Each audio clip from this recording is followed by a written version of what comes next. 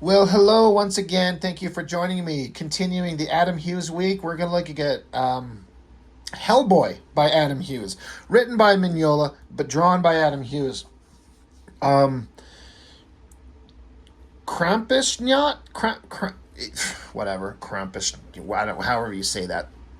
Um, I think it goes without saying, and no surprise. Adam Hughes is a fan of Hellboy. He's a fan of Mike Mignola. And how could Mike Mignola not be a fan of Adam Hughes? Because they're both incredibly talented artists and writers and creators. Vastly different art styles is the interesting thing. And I think it's really interesting that they do a one-off issue of Hellboy that Mignola draws and Adam Hughes uh, does the art on. He actually did two. I've got both of them, and this one I was lucky enough to pick up the like raw black and white line work for the cover. This one was done in 2017. December of 2017 is this one, and this one was done in 2020 November. So a couple years in between. But we're just going to look at this one to start with. And it's just an interesting kind of dynamic where sometimes there's a character that only looks right when it's drawn by the creator of the character. Like the Savage Dragon, for example, never looks as good as except when Eric Larson does him, or even Cable, old school Cable, drawn by old school Rob Liefeld. That's the best version of him, I think. Hellboy, there's a lot of artists that do incredible versions of him and get him really good, but he's never quite right, not unless Mignola is drawing him. But I like that he brings in other artists to do stories and give it a different flavor and some variation. But just look at the difference in these. I want to say it's Dave Stewart that does the coloring, if I'm right. Maybe not on these early. No, Mike Chiarello gets into Dave Stewart later, and Dave Stewart becomes kind of the default guy that they work with all the time. Maybe this is him on the cover too, but Mignola's work on Hellboy was always like these flat colors for the most part. There's some places with some variation. And Adam Hughes, he'll do the very modern computer coloring with all these glows and highlights and modeling and rendering and all this type of stuff. And both work. It's a really interesting kind of dynamic. What's not as interesting is I keep trying to get my video camera like straight, so like this is straight, but the books don't look like they're crooked at the top, and I'm always like fiddling with this. It just drives me nuts. I want it perfect. A little OCD like that. But anyway, that being said, with Mignola drawing Hellboy, and he's the one who gets him the most right, Adam Hughes does an incredible version that I think looks just as good, almost. It's not 100% as the same, but it's just as good as you can come up with to get the character that looks like the same guy but a totally different vibe. And I was saying this in my other videos about Adam Hughes. I said it, and I'm going to say it again, and I'm going to keep saying it. Adam Hughes can draw anything, and if you put a project in front of him, he's not going to just be like, I'm the guy who draws the hot girls, so that's all I want to do. He will invest time and effort and skill into researching, sketching, drawing, getting the details of the character exactly right, so it looks like the correct guy. Adam Hughes takes his craft very seriously. And I'm sure anybody who's watching my channel has probably read the Hellboy books. I have to admit, I have not quite made it through this entire thing. It's a lot to it. But there's something about the way that Mike Mignola drew Hellboy in his earliest appearances. To me, he looks like a much younger version because he's huge, very beefy, super muscular. And I like this version of him. That's a great face. These dark shapes for his mouth and his eyes, kind of like a big monkey, which is what I think they kind of refer to him as. Just for those who don't know, just as a quick thing with Hellboy, he's basically a creature from hell. He's got this big giant stone hand. They call it the right hand of doom. For the longest time with Hellboy, when I didn't read him for the longest time, I just see him in artwork. I didn't understand what these circles on his head were.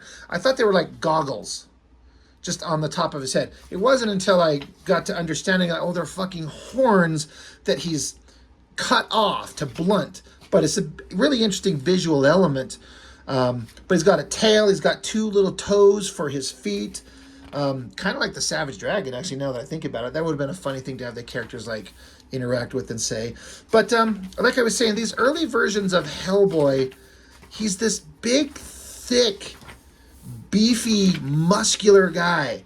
And in the later versions of the character, I've got a couple other trade paperbacks of his work, but I was going to say I don't know where they are, but now that I think about it, I think I do. Bear with me.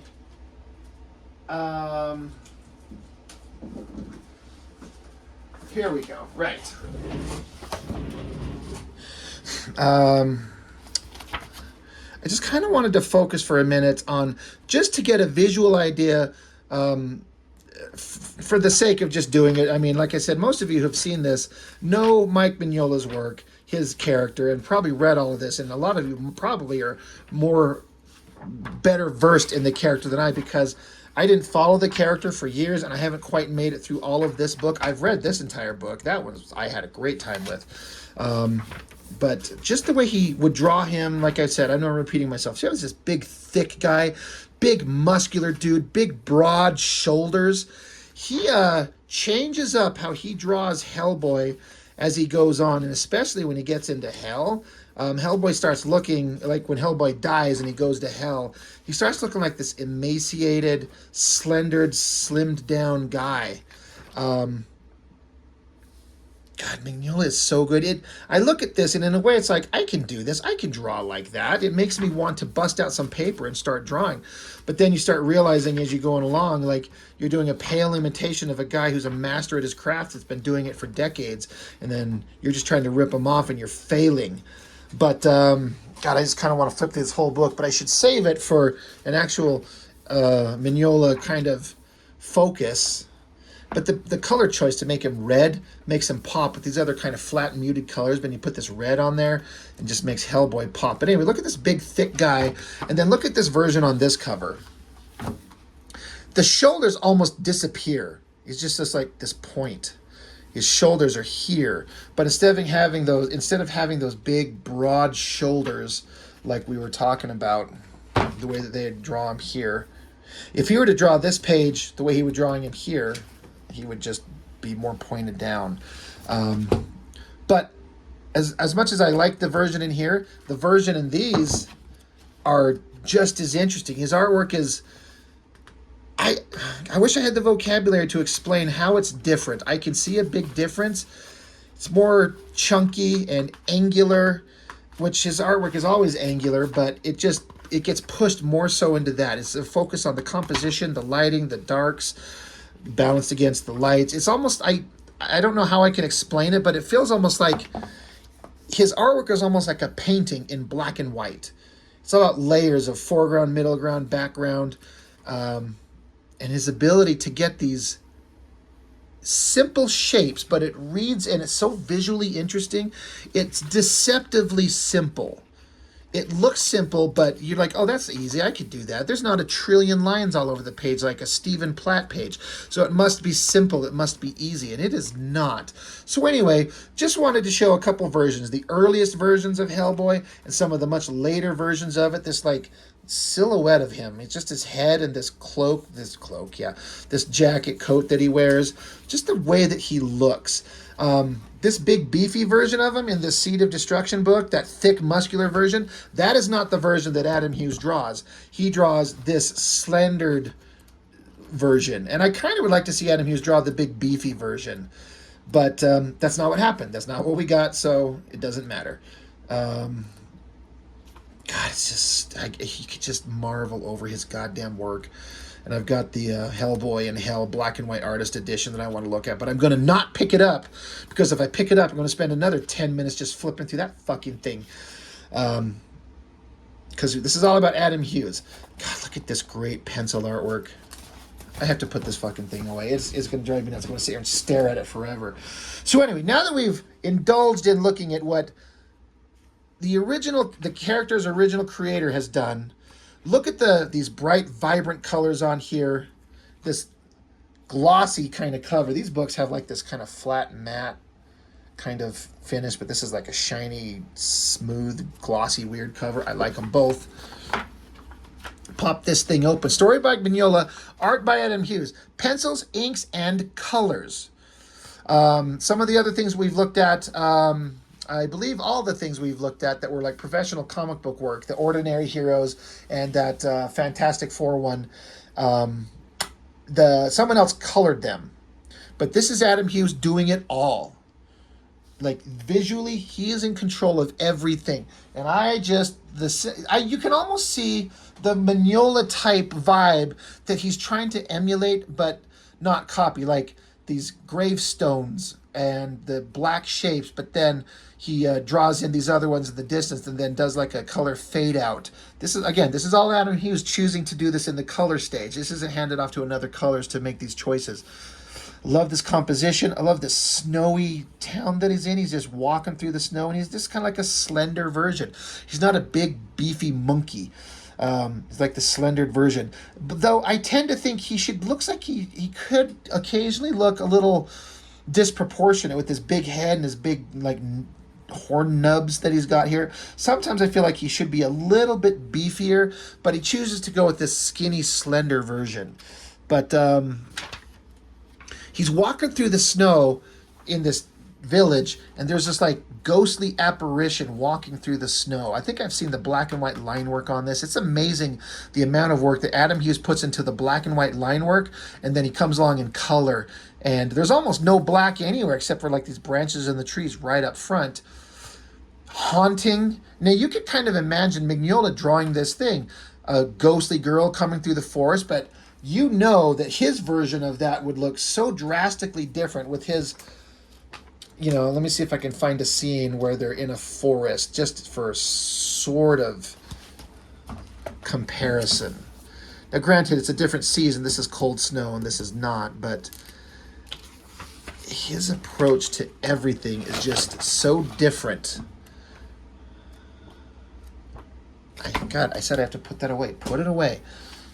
Love this shot of him. It's very different visually from what Mignola does, but it looks just like him. And those glowing yellow eyes, that's like a specific character trait. When you actually see Hellboy and his eyes, you if you notice Adam Hughes, Mignola will, there's the eyes. That's the way that they're supposed to look, the colors in them. But often he just has him kind of in shadow. A lot of his characters are in shadow. He doesn't put irises in a lot of the characters. Gives them a whole odd, like, disconcerting feeling about them. But anyway, he sees a ghost. She says, "Save my boy." He chases after it. He finds like a toy in the snow. And then there's this cottage off in the distance. I love these trees, the coloring, everything. And then this guy's like, "Hey, come in." He's like, yeah, okay. They come in, they meet. They're going to interact. I love the details of this old cottage. Like, this shit is hard to do, Get this. There's that skinny version of Hellboy. He's taken off his big overcoat and just looks like a regular sized dude. I just feel like he should be a little bit beefier. That's just my opinion. It just kind of balances him out and makes him look a little bit more grandiose, a little bit more superheroic, but that's a minor complaint in the grand scheme of these incredible artists. But these details on the backgrounds, all the stuff on the table, and when you have to draw interior of a building, you can't just like draw a square for a wall and get your perspective point and draw like line, and put like a cube and then be like, okay, they're in a room. Like, you have to fill this room with all this shit that it makes it feel like a living environment, and it is hard to do, and I fail at it. Love this shot here, the lighting on these faces. Hellboy looking awesome. They hear about this weird business at church the other day, and all this shit's floating around, scaring the hell out of people. Hell. Boy. Love this shot. Basically, this is the bad guy. This is this fabled creature, but he's in human form, and Hellboy doesn't quite know yet that this is him. I love the lighting, the coloring on that face. It's so good. Adam Hughes knows what he's doing really well. And that same shadow going on there.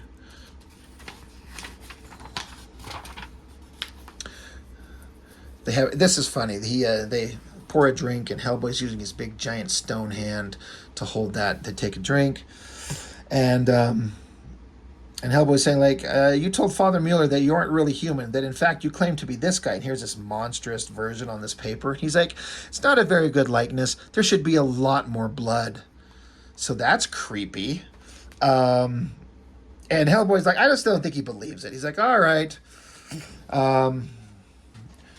You're going to have to bear with me. I'm an American. Over there, we got Santa Claus and the elves with toys. Over here, you've got St. Nicholas and his monster sidekick, the Krampus, while Nick's handing out the toys. Krampus, that's you, hits the bad kids with sticks and rides them around in a basket. I guess so they'll be good next year? Next year? No. Once I've had my hands on them, they never see another year. He's like, yeah? He's like, you don't believe me. You need convincing. Close up on Hellboy's eye, that glowing eye that he has. And so this guy, he breaks into it and tosses something to Hellboy, which catches. It took me a second to kind of read this. Like, what am I seeing? But that's his big right hand of doom, his big stone hand, his regular hand. He's holding a skull of a child. He's like, here, hold this thing and see how his days ended. I think he has like a psychic vision of this kid. And then he gets freaked out, sees something coming after him, and Hellboy freaks out. He's like, son of a bitch, this is a child's skull, drops it to the ground. He's like, and now you know. And Hellboy's like, what the hell? Exactly. So this old man has become this thing. That, to me, is a creepy-ass drawing. I mean, it's like a goat. And, of course, isn't the goat is like a animalistic representation of the devil, and done right, it's really creepy. You ever seen that movie, the Witch, and they had that black goat? I think they called him Black Phillip, which was literally, I think, the devil himself, like literally Satan. Creepy as fuck. Go watch that movie if you've never seen it. But there he is, like this little chest of little kids' skulls, and this creepy drawing with this lighting, this great lighting effect that's kind of underlighting, probably from the fireplace, putting the shadow on the wall. He's kind of explaining who he is and what he's doing. He's like,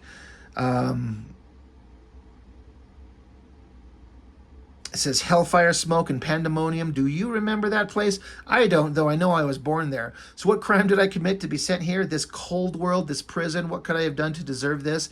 And how long am I bound to stay? You have been here barely a minute, while I have endured hundreds and hundreds of years. Krampus they named me, and Krampus I have been. Long enough. I am tired of it. Kill me and send me home. So really interesting. This guy's like, he's from hell. He doesn't remember it, but he knows he's not of this world. He hates this world. He's been killing creatures, and he's like, I want to die. Kill me. I love that drawing right there so much. I wish I could see the black and white line work of that. I bet it looks amazing. I bet all of this does. Which is not to say the coloring by Adam Hughes himself is not incredible, but I like how Hellboy's like, okay, boom, unloads on him, nails him with several shots. He's like, not that way. Knocks his gun out of his hands. I still love these two drawings so much. They're so damn good. It's just amazing work.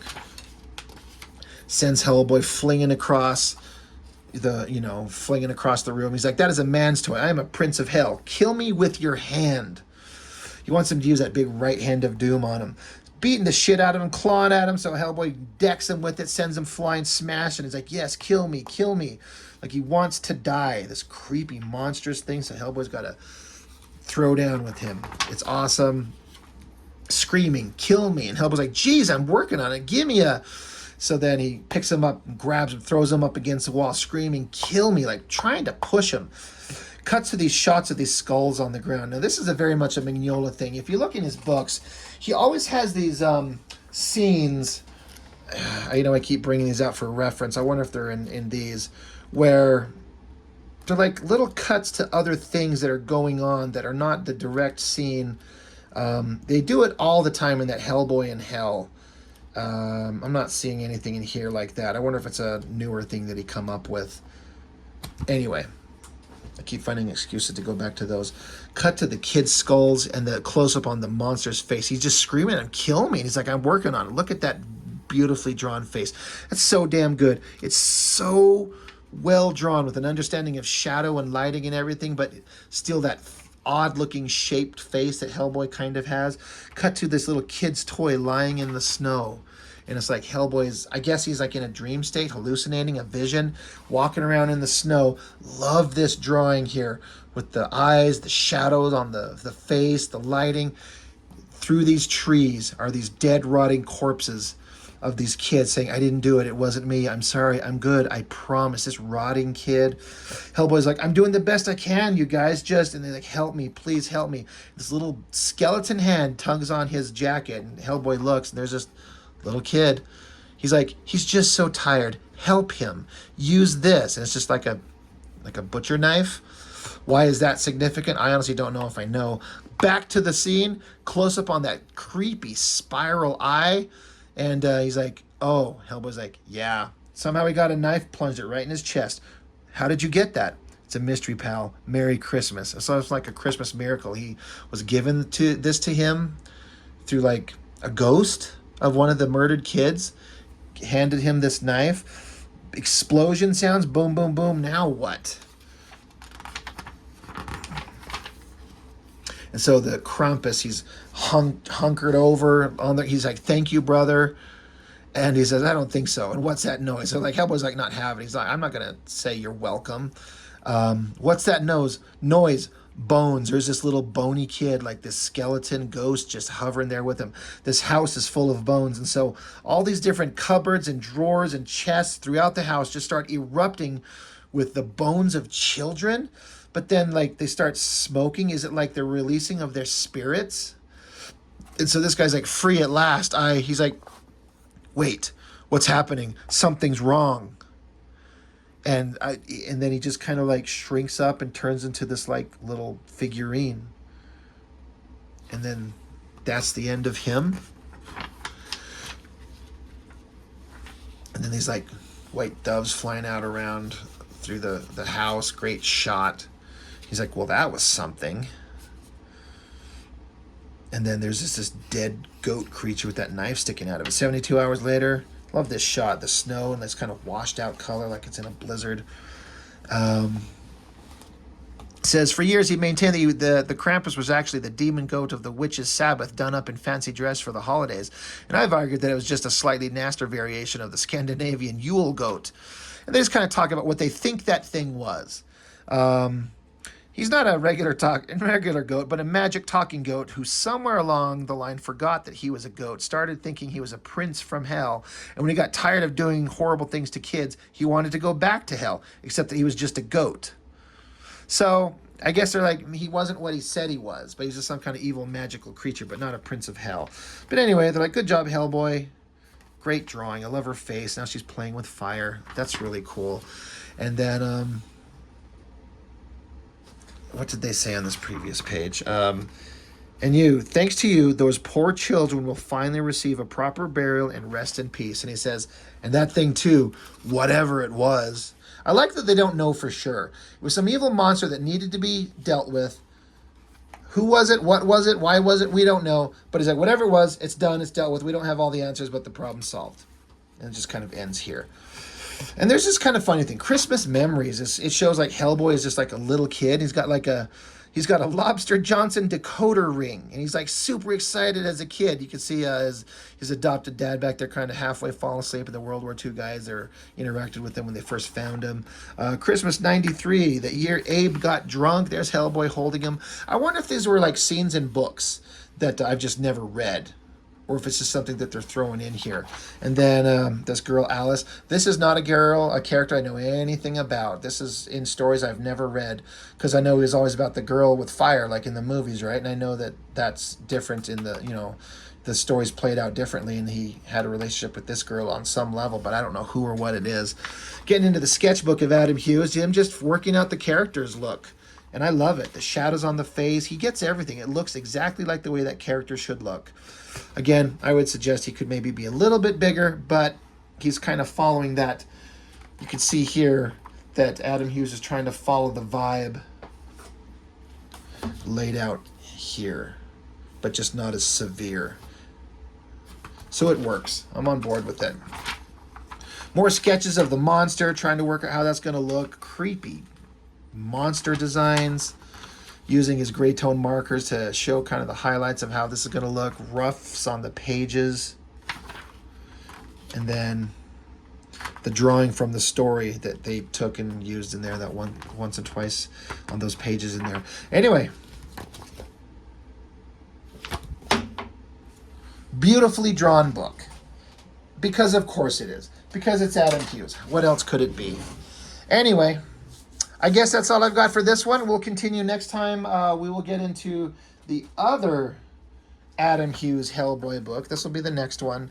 We'll get into this guy. I like this one a little bit better than this one. I just felt I was more connected to the story in this one. But this other one is visually beautiful, and so that's good enough for us. Anyway, that's all I've got for now. As always, thank you for joining me, and I'll talk to you next time.